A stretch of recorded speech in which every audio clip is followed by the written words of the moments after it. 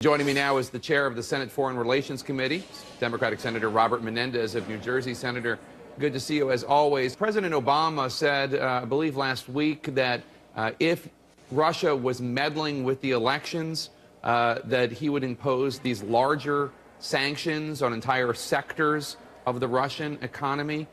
In your judgment, are they meddling, and should those sanctions be enacted? I think that there's another calibration here to go right now, which is looking at Rosneft, the oil company, Gazprom, the Russian gas company, and Roxoboron Exports, which is their arms exporter, sending arms to Syria, by the way, and looking at those three companies as potential targets of sanctions. The Russian foreign minister said he's open to another round of international talks, but he wants pro-Russian rebels in the east and the south of Ukraine to be included in those talks. Is that on the table?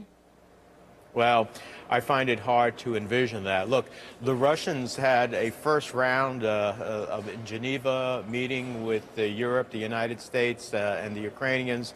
They totally disregarded everything that they supposedly had agreed to. They have not de-escalated. They've ratcheted up their activities in eastern Ukraine.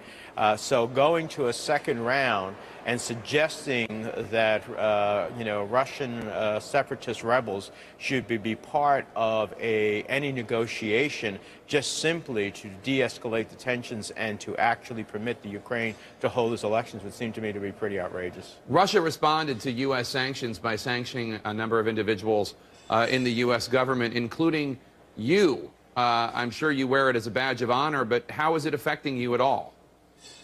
Oh, it's not affecting me, except that I won't be visiting Russia in my travels abroad on behalf of the Senate Foreign Relations Committee.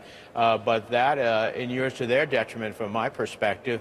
To the extent that there can be a dialogue, they won't be able to have that dialogue with me as the leader of the committee and an advocate for U.S. foreign policy here. So, if anything, I think it hurts them, not me at all. And listen, I'm not going to stop speaking out for Ukrainian independence, for territorial independence, and for the national security interests of the United States that are not just Ukraine, but beyond that, as I think we've discussed in the past, the messages the U.S. and Europe send as to how we deal with the Russians in this context is going to be viewed by the Chinese as they look at their South China Sea territorial disputes with Japan and South Korea. It's going to be looked at by the Iranians as they sit across the table from us, negotiating on their nuclear weapons program. How far can they try to take the deal? It's going to be looked at by North Korea. It's going to be looked by many. And so this has significant interest, and I'm going to continue to speak up as I believe is appropriate.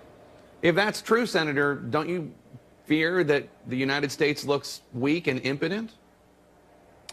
No, I don't think that the United States looks weak and impotent at all. First of all, I mean, I think you've seen the poll that basically says Americans do not want to engage militarily, and no one's speaking of that anyhow. But they do support strong sanctions, about 65%, combinations of sanctions and diplomacy. That's exactly what we are pursuing here right now. But by your own admission, Senator, the sanctions aren't going far enough. And as you saw, the last time sanctions were announced, the Russian stock market actually went up.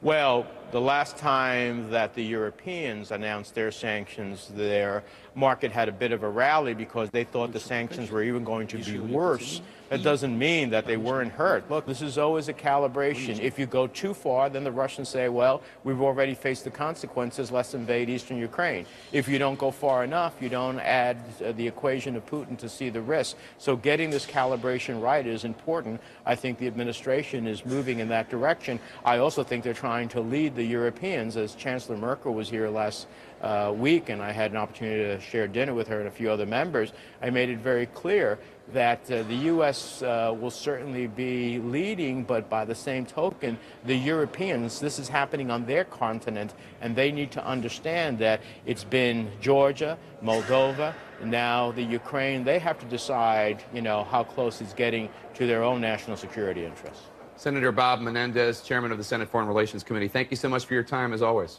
Thank you.